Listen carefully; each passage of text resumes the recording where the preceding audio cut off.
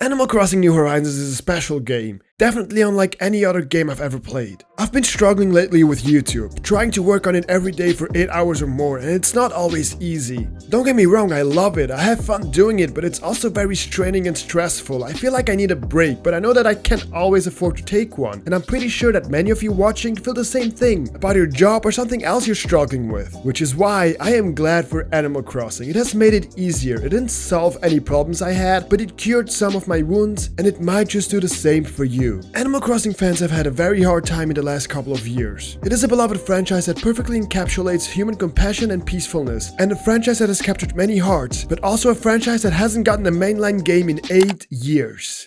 But now, finally, Animal Crossing New Horizons is out and the timing could not have been better. We live in very turbulent times right now. In the middle of an election year, stock market highs and lows, protests everywhere, social media addiction on an all-time high, and to top it all off, we find ourselves in the midst of a global pandemic and it's only April. It's been a crazy year already. We need to settle back a little, we need to back down a little, we need to relax. We need Animal Crossing and now we finally have it. Animal Crossing games have always been very simple and to its favor as well. New Horizons kept most of that simplicity but added some new features that fans are bound to fall in love with. There are obviously downsides to the game, but they are far and few between. For example, the game starts off very slow. It takes some time to get things going, but it's worth the wait. All the things you do in the first 1 to 2 hours of the game are there to set everything up that is yet to come. And what is to come is a masterpiece of a game. Atmosphere exactly the same as ours.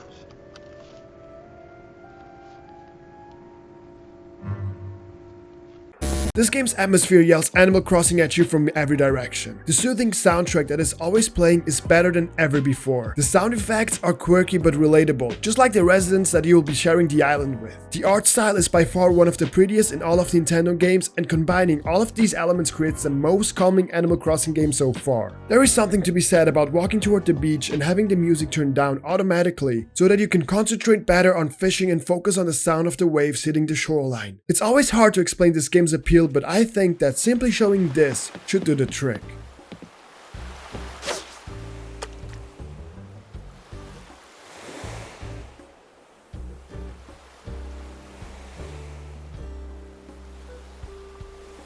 Nothing happened, right? Well, no, you're wrong. On the screen not much happened, that is true. But within the player's mind and within the player's heart, he found something that many of us strive for on a daily basis. Calmness, ease of mind, and security.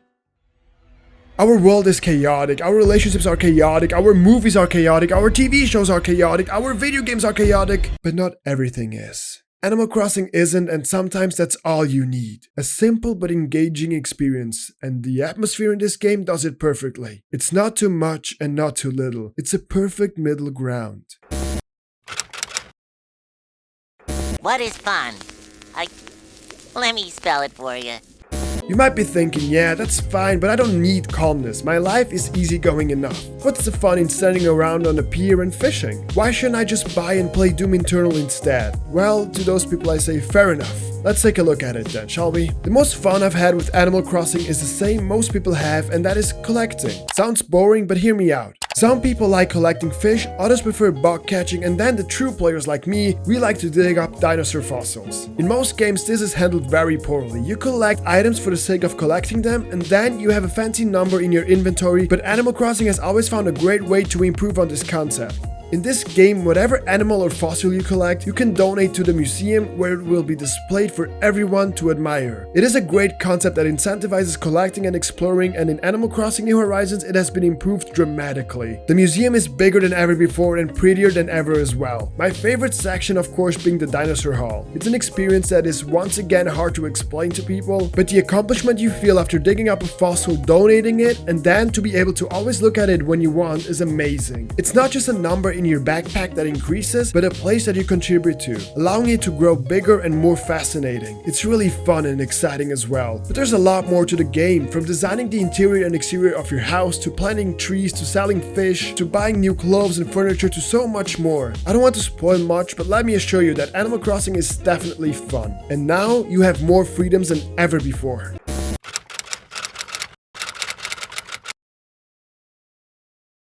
Have you lost your would you give up your freedom? I love you, Mother, but I stand for freedom. No, Gumball, you don't get it. Sorry, I can't hear you over my freedom.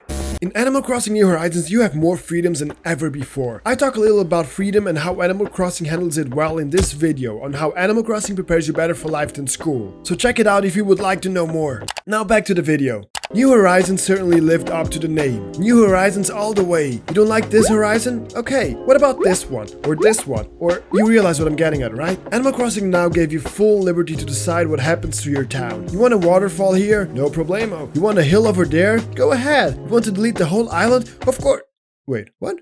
In New Horizons, you don't have to do anything. It's up to you how far you want to take it. You can pay off the loan for the island package and keep living on a tent for the rest of the game. Or you get a new loan and get a house with it, and then expand the house over and over again. But you'll be taking out bigger and bigger loans, trust me, it's scary. But it's also a real beauty of this game. It incentivizes you to explore the whole island to progress. It's not really an open world game, but it feels like one. You choose what to do and when to do it. No one tells you what the right way is to play this game, because there is none. You can just play 30 minutes a day and just enjoy fishing, or you could bang out a 24+ hour session within 3 days and then proceed to prank your girlfriend by planting 200 trees on her island. It's really up to every player on how he wants to play, and Animal Crossing does a great job of telling you that it is okay to choose for yourself. So just do it. For once. For yourself. Oh, Peaches, don't stress. You're with us now. Yeah, stress is so stressful. This video was supposed to only be a review of the game, but the further along I go with it, the more I realize that you can or you shouldn't review an Animal Crossing game without tackling the bigger picture of it, without addressing how this game and every other Animal Crossing game is going to affect your personal life. I think that one of the hardest things for us to learn when growing up is to learn how to deal with stress, to learn how to handle more and more things at the same time. It can be overwhelming and it will be stressful. Some of us choose to ignore the situation, others let it overwhelm themselves, but only a few of us actually manage to successfully deal with it. And everyone is going to have their own way of dealing with stress. But not every way is legitimate. After all, ignoring the stress is not going to solve it. So even if you think that you have already dealt with it, maybe reconsider. It might help you out a lot in the long term. And also you should reconsider because I think that Animal Crossing solves stress in the best way possible. Now, I don't mean how Animal Crossing calms your nerves and distracts you from the real world and whatnot. Of course, it does all of these things, but these things don't cure stress. They tackle it and they soothe in it. But at the end of the day, once you put the game back down, everything comes back to you. The stress, the loans, the debts, the rent, the children, the screaming, the stress, work, school, money, food, time, stress, and more stress. It's an endless cycle if you don't cure the main problem. You can distract yourself with many things, one of them being Animal Crossing, but you can cure stress with only a few of them, one of them being Animal Crossing. In every Animal Crossing game, you are given a layout of your own life. You get loans to pay off, a house to build up, a certain job to fulfill, people to raise and to keep happy, and pretty much every other aspect of your life is in here. But that's it. Most of these things you do also get in other games as well. They are a representation of our daily lives after all. In most games, you also get things to do that are strenuous, things that you have to do in real life as well. But in most games, these things are compensated by other mechanics that make it either more engaging, funnier, or just quicker. But in Animal Crossing, you don't get that. All the taxing actions that— oh my god, taxes are due, I forgot.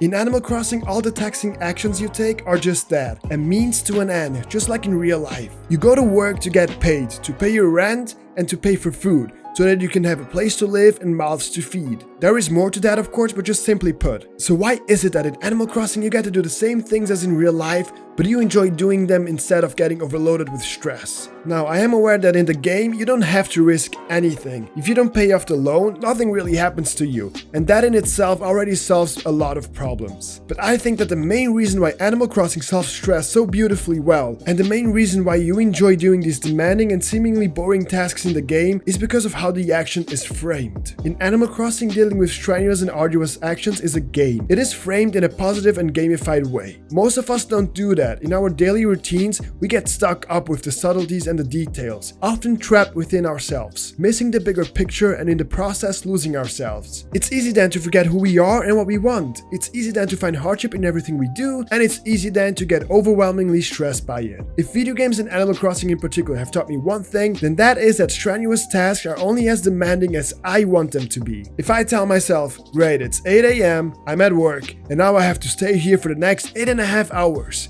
Why, oh Lord, why? If I do that, I'll be hating myself and this job and everything else in a maximum of 2 weeks. But if I tell myself, so I'm tired and I would rather do anything else right now. But if I keep this going and just get over with these 8 hours as quickly as possible, I can go back home to be greeted by a loving girlfriend. I can go back home to play this game or watch this movie or read this book or work on my side business or whatever it is. If I just keep my head straight, I know that I can expect a salary at the end of the month, with which I can start building up my own little empire, so that one day I can raise my future kids, so that one day I get to where I want to be in life, and so that one day I may be fulfilled. And now suddenly, those 8.5 hours feel like 4 hours. It's all about framing, about making a game out of it, about making an Animal Crossing game out of it. Look at your goals and realize what you need to do to get there. And if you don't have any goals, then write some down. I mean that. In life, just like in every game, you are walking towards something. You are in a single player story mode game. But this is your story, so tell your story. If you don't have any goals or plans for life, you'll end up hopeless. And you know why? Because we are all stuck in our own story mode. The ones of us that have goals in life are playing through said mode, and they will get to the end at some point. The ones without goals, or the ones that focus too strongly on the details and forget about their goals, these people get stuck in a loop of stress. They start treating their story mode as if it was Fortnite or Call of Duty online play. A story mode game that you are trying to win by doing the same thing over and over again, without any real purpose and expecting different results. For you people who want to keep doing it this way, I have one last thing to say. Good luck. Your mouth. Open the mouth. Just try it. You're gonna love it. You're gonna love it. It's really good. Gene, you're over your limit. Yeah.